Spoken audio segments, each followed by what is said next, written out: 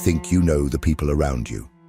You believe you can identify when someone is toxic, when an energy is heavy, when a behavior crosses the line of what is acceptable. But what if I told you that the real dangers are not obvious? That the most destructive people are often charming, kind, even family members, and that while you try to protect yourself from the obvious villains, you are opening the doors of your mind to something infinitely more dangerous, the unconscious of others invading your own. Carl Jung dedicated his life to studying these hidden dynamics. In his work, The Ego and the Unconscious, he reveals that most of what truly governs us is not under our conscious control. This applies not just to you, it applies to everyone. And that is precisely where the danger lies. Because when someone is blind to their own darkness, that shadow seeks a host. And often that host is you. Perhaps you have never stopped to think about this, but think now. How many times have you felt emotionally drained after talking to someone?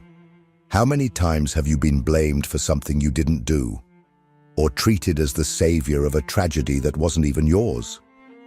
Jung called this projection. An unconscious mechanism where the other projects onto you what they refuse to see in themselves. From that moment on, you cease to be a person and become a symbol, a mirror, an imaginary enemy, an idealized hero. And all these images have something in common. None of them is truly you. But the most frightening part is that often you don't even realize you are in this game. You think you are helping, that you are being empathetic, that you are being mature. Meanwhile, you are sinking into a psychological field that is not yours, trying to resolve conflicts that are not yours, being manipulated by dynamics that were not created by you, but now control you. And it's not just about ill-intentioned people. Jung made it clear, the greatest dangers do not come from conscious perverts, but from unintegrated, unconscious ones. They are those who live alienated from their own psyche, dominated by masks, traumas, complexes, and repressed desires. They are not evil. They are dangerous. And this danger is silent. It doesn't come in through the front door. It infiltrates, slowly, daily. Through small comments, veiled accusations, loaded silences. Until you start to doubt yourself, and when you lose contact with your own psychic reality, you become part of their shadow. Perhaps you are going through exactly this right now. In a relationship, in a friendship, in a work environment, even within your own family. And perhaps you are blaming yourself, trying to understand what is wrong with you. The answer is nothing. But there is something deeply wrong with the way you are being used as a vessel for someone else's unconscious. In this video, we will expose one by one the 6 types of people that Jung would identify as emotionally dangerous. Types that act not with deliberate malice, but with internal forces they themselves do not understand, and that is why they are so destructive. We will use Jung's words, his concepts and warnings, directly from his works such as Ion, The Ego and the Unconscious, and Archetypes and the Collective Unconscious, to show you how to recognize these profiles. But more than that, we will open your eyes to the possibility that perhaps, just perhaps, one or more of these profiles is within you as well. Are you ready? Then take a deep breath and move forward. But be warned, after hearing this, you will no longer be able to look at people, or even at yourself, the same way. Imagine living with someone who blames you for everything they feel, who turns your presence into a trigger, who makes you feel responsible for emotions you never caused. At first, they seem fragile, sensitive, deep. But over time, you realize you are being dragged into a battlefield that isn't yours and where you are already at a disadvantage. This is the unconscious manipulator, someone who is unaware of their own wounds but projects them onto others as a form of psychic survival. Jung said, What we do not confront in ourselves, we will encounter as fate. And often, this fate has a name, a face, and shares the table with you. The unconscious manipulator is someone dominated by repressed content, unintegrated traumas, unprocessed emotional fragments. Instead of looking inward, they aim at you and turn you into a canvas for their internal conflicts. This type of person lives in a state of chronic projection. According to Jung, projecting is an inevitable function of the psyche, but if unrecognized, it becomes destructive. In the book, The Ego and the Unconscious, he states that projection causes a kind of psychic blindness, a prison where the other ceases to be seen as they are and becomes used as a symbol of what is hidden in us. This is exactly what the unconscious manipulator does. They do not see you. They see a lost part of themselves and react to it as if it were real. These people often position themselves as victims. Everything that happens is someone else's fault, never theirs. When they feel anger, it's because you provoked it. When they are sad, it's because you disappointed them. When they feel inferior, it's because you think you are superior. This distortion is so subtle that you start to question yourself. Was I really insensitive? Did I say something wrong? Am I toxic? And thus, manipulation occurs without a shout being heard, without a direct request being made. It's all emotional, unconscious, and absolutely effective. Worse still, often these people are charming. They have charisma, sensitivity, an aura of emotional intensity.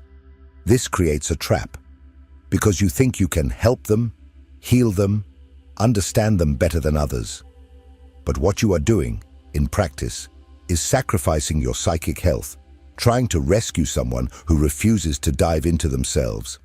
And the more you try, the more you sink. Jung warns us that these patterns of projection are especially dangerous because they place us in a symbolic role. Savior, enemy, traitor, father, mother, anything but who we really are. And living in a symbolic bond is living in an illusion. You cease to be seen as a subject and are treated as a distorted reflection of the other's unconscious. The only way to protect yourself from an unconscious manipulator is to develop awareness, recognize the patterns, cut the invisible threads that connect you to this person's emotional narrative. And most importantly, constantly ask yourself if what you are feeling is yours or has been induced. Because the unconscious manipulator does not invade your life violently. They enter through the gap of your empathy. And once you recognize this pattern, the next step is to understand how it disguises itself even more deeply with the mask of the persona, the one who not only projects, but acts, lives in order to appear as something they are not. In the next section, we will explore the bearer of the persona and how it represents one of the greatest psychological risks pointed out by Jung. Because while the unconscious manipulator throws their conflicts onto you, the bearer of the persona can drag you into a world where even you forget who you really are.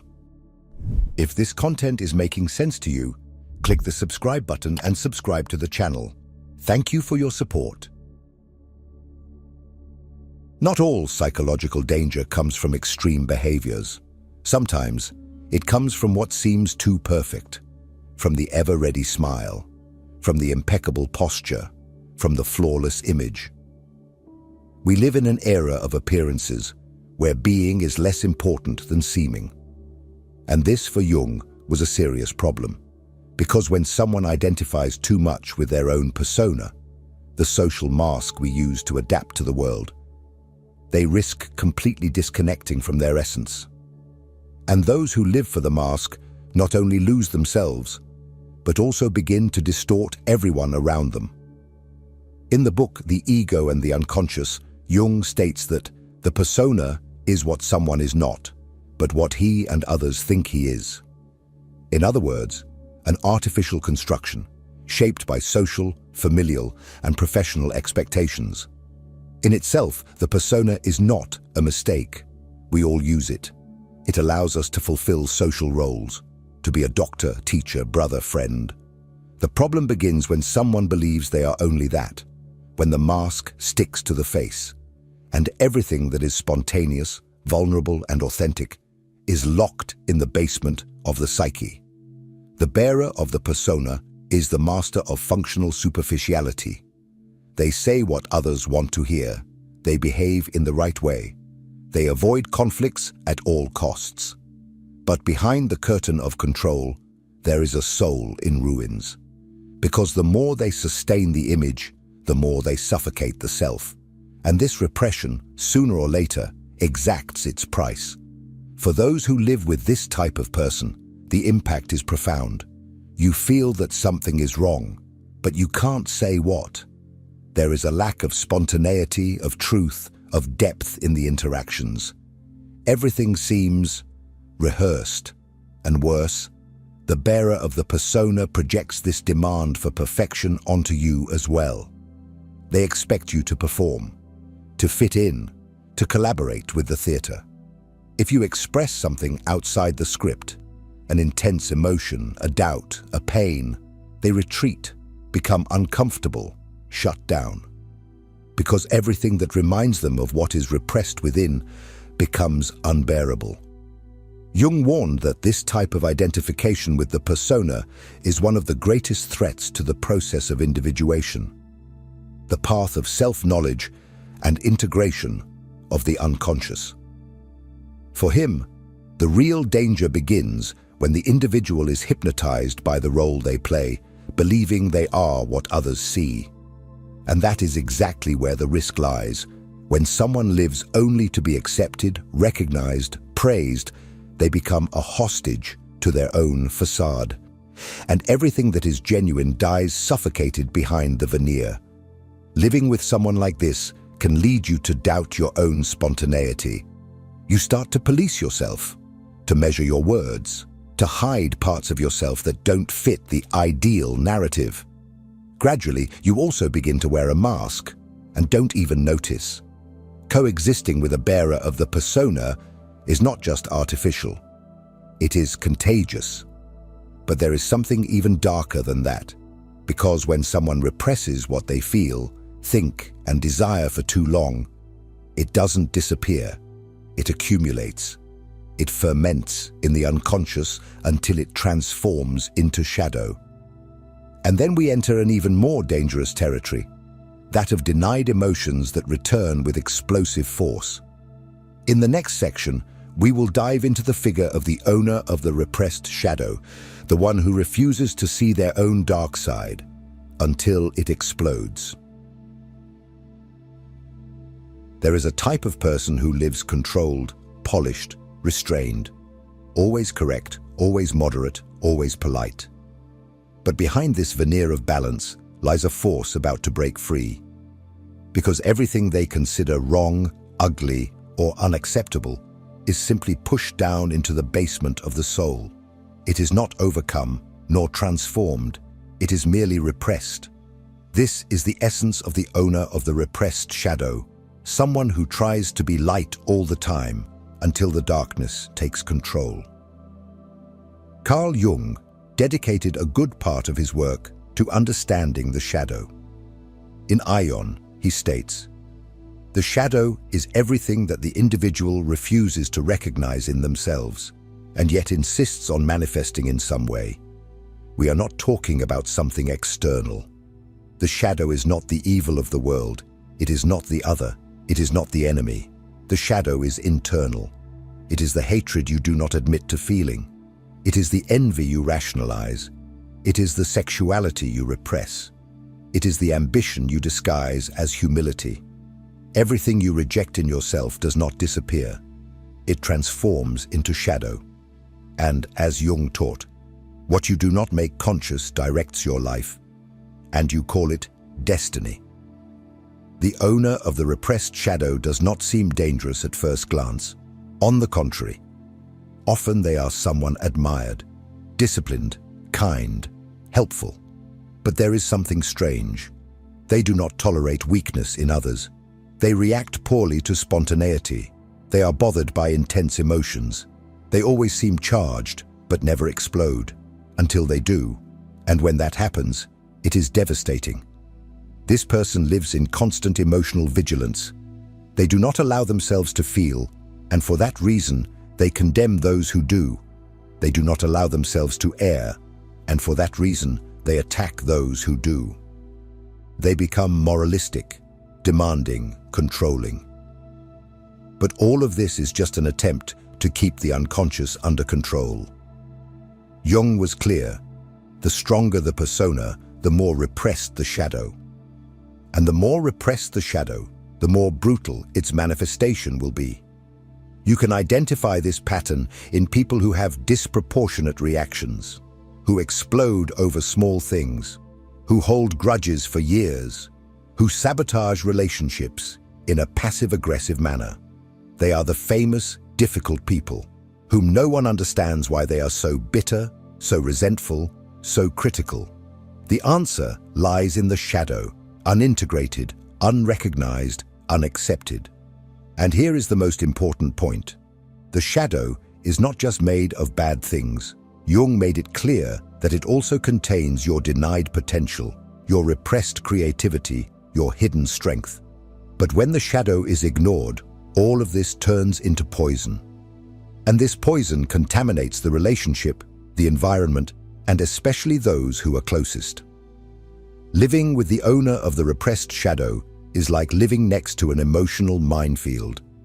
You never know where you are stepping until you are hit. But this repression does not arise from nowhere. Often, it is fed by an illusion of superiority, by a rigid moral ideal that turns guilt into a tool of control. This is where we enter the figure of the next type, the moral controller. Someone who not only represses their own desires, but makes you feel guilty for living yours. In the next part, we will unmask this type that Jung saw as one of the greatest obstacles to psychic freedom, the guardian of virtue who deep down hides their own demons. Not every executioner carries a sword. Some use crosses, rules, dogmas, and ready-made phrases. They are those who claim to be driven by ethics, righteousness, and morality, but deep down, they are imprisoning themselves and others within a cage made of guilt and shame. Jung was well aware of this archetype.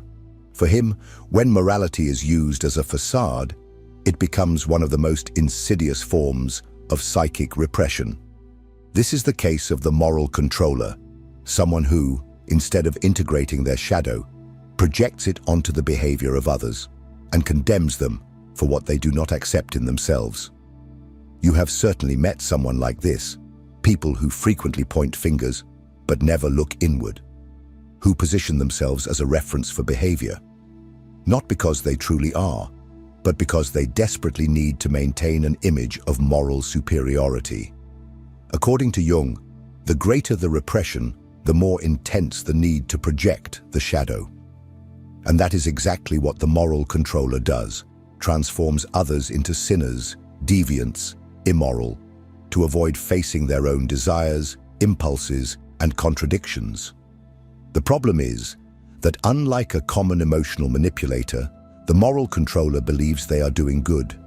They genuinely think they are correcting, saving, or educating the other.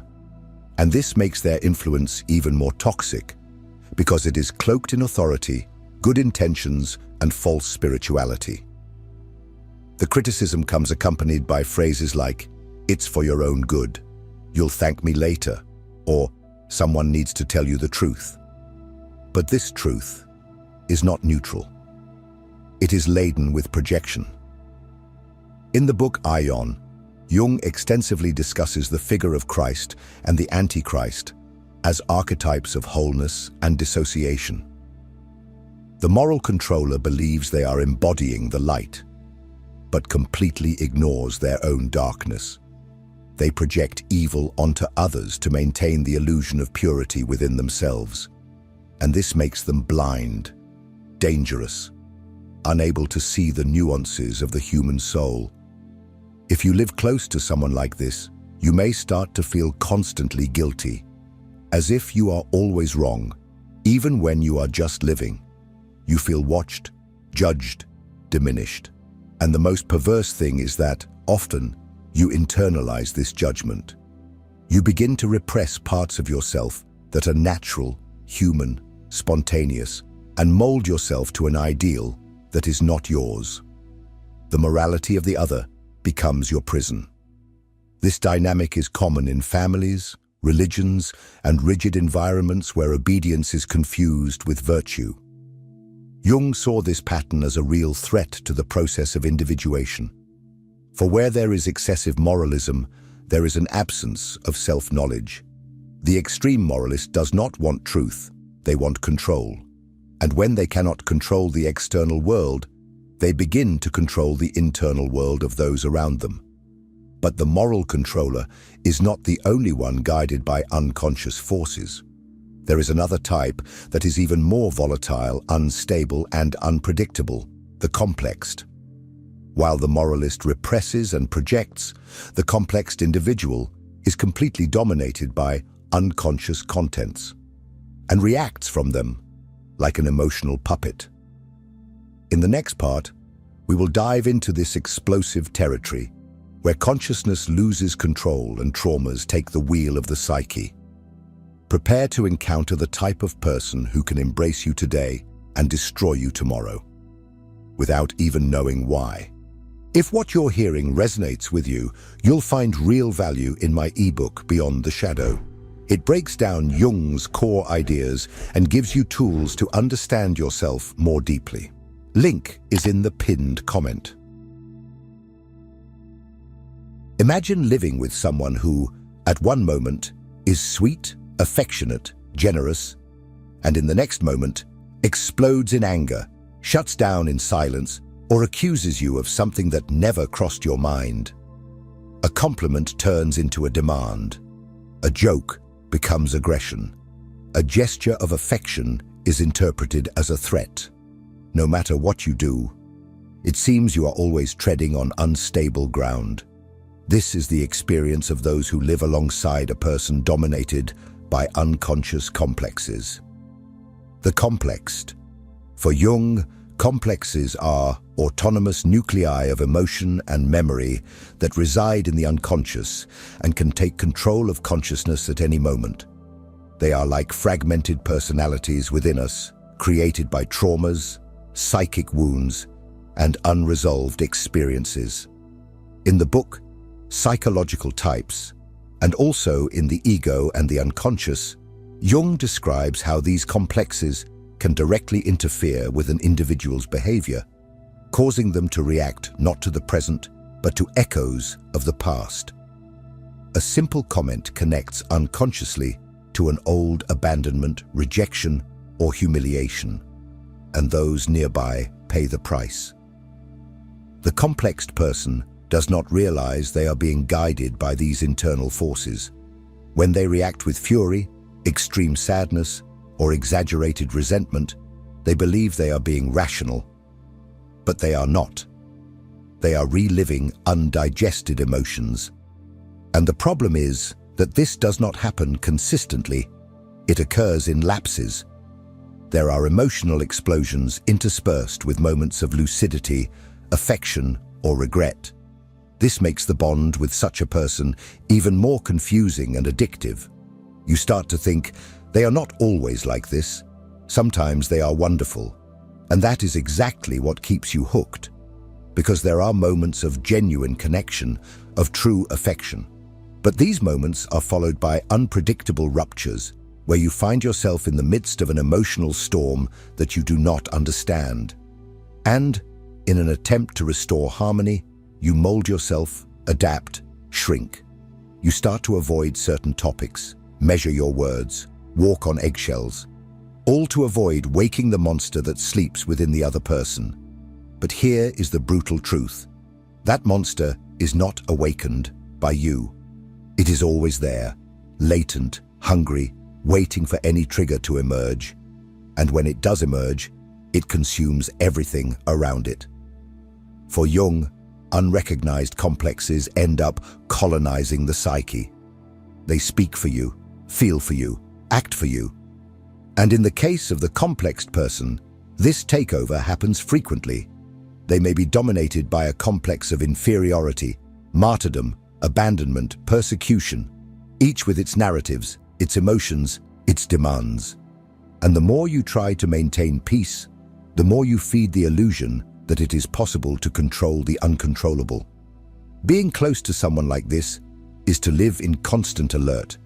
There is never emotional stability. The present is always contaminated by ghosts. And sooner or later, you begin to absorb these ghosts. You start to doubt yourself, your memory, your feelings. And without realizing it, you too are being colonized by the other's unconscious. But the most dangerous part is yet to come. Because while the complex person oscillates between emotional extremes, there is another type of person who does not shout, does not explode, does not accuse, but consumes your energy until you have nothing left. In the next and final section, we will talk about the psychic vampire, the one who feeds on your time, your attention, your empathy, and leaves you exhausted, drained, empty. And with them, we will close this cycle by revealing what Jung truly believed to be the way out of this unconscious jungle. Some people don't want your presence. They want your energy, and they will do everything to drain it. Not with violence, nor with explicit aggression, but with subtle demands, chronic victimhood, emotional dependency camouflaged as affection. This is the psychic vampire, the most silent and insidious form of emotional draining that Carl Jung ever warned about, even if not by that name. Because in Jungian language, it is the symbol of the unresolved symbiotic relationship, the pathological bond that hinders psychic growth and dissolves the contours of the self. Jung, in various passages of the ego and the unconscious and in Ion, shows us that one of the greatest threats to the process of individuation, the path towards wholeness, is symbiotic relationships, where two people do not recognize themselves as separate individuals, but as psychic extensions of one another. The psychic vampire lives exactly in this type of connection. They need your constant attention, your daily comfort, your being available all the time. But behind the neediness, there is a void that is not yours, and that you will never be able to fill. You start by offering support. Then you give time. Then you tolerate emotional abuse in the name of understanding. Until you realize that all your energy is being drained, and that you no longer know where the other ends and where you begin. The exhaustion is profound. It is not just physical. It is existential. It feels as if your soul is being devoured drop by drop, day after day. Jung spoke of people who, unable to sustain themselves psychically, attach to others like emotional parasites. And as cruel as it may seem, this is the truth. The psychic vampire does not want to grow. They want to be carried. But the danger is not just in the exhaustion. It is in the dissolution of the self. You start to feel guilty for wanting space, selfish for wanting silence, cold for wanting distance, because the psychic vampire is a master at reversing roles. From victim, they become accuser. From needy, they become manipulator. And before you realize it, you are living to avoid crises, to maintain peace, to sustain a bond that is killing you inside. Jung offers us a path to make the unconscious conscious, and this applies to both others and ourselves. Because perhaps, at some point in life, you too have been a psychic vampire, or a complex person, or a bearer of the persona. None of us is immune. We all have shadow. We all have pain.